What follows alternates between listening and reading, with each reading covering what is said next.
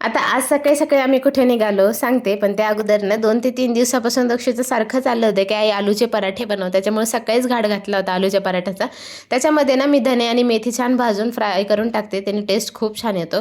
आणि मी इकडे दक्षूला उठवतच होते, तेवढ्यात त्याचे बाबा आले, म्हणले की आज देऊळबंद 2चं स्क्रीनिंग आहे, आपल्याला पिक्चर बघायला जायचं आहे. तेच पटकन बनवायला घेतलं. आता तुम्ही म्हणणार दोघंच जण इतके सगळे बटाटे, पण आमच्या इकडे काही वस्तू जर बनवायच्या बटाट्याच्या तर जरा शिल्लकच बनवावं लागतं, कारण की ते सगळ्यांच्या खूप आवडीचं आहे.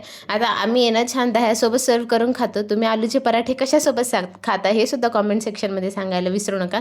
नंतर आज सकाळी स्क्रीनिंग होतं म्हणल्यावर आम्ही सकाळी फर्स्ट डे फर्स्ट शोज बघायला गेलो, कारण की नंतर खूप ऊर होतं आणि वॉकिंग डिस्टन्सवरती मल्टिप्लेक्स आहे, त्याच्यामुळे आम्ही पायीच गेलो होतो. आता स्वामींचा पिक्चर असो किंवा एक्सपो, आम्ही सोडणार आहे का नाही. आम्ही सगळेजण पूर्ण फॅमिलीसोबत बघायला गेलो होतो. खूप छान पिक्चर आहे, मराठी सिनेमा त्यातल्या त्यात इतका छान होता. महाराजांचं स्वरूप पण याच्यामध्ये खूप छान दाखवलेलं आहे. तुम्ही सुद्धा पूर्ण फॅमिलीसोबत एकदा नक्की हा पिक्चर बघा आणि एन्जॉय करा. त्यानंतर शेतकऱ्यांसाठी असो किंवा स्वामी सेवनकरांसाठी खूप छान छान संदेश या पिक्चरमध्ये दिलेले.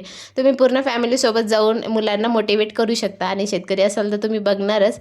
असा होता आमचा आजचा दिवस. व्हिडिओ आवडला असेल तर लाईक करायला विसरू नका. भेटूया अशाच एका नवीन व्हिडिओमध्ये. तोपर्यंत बाय.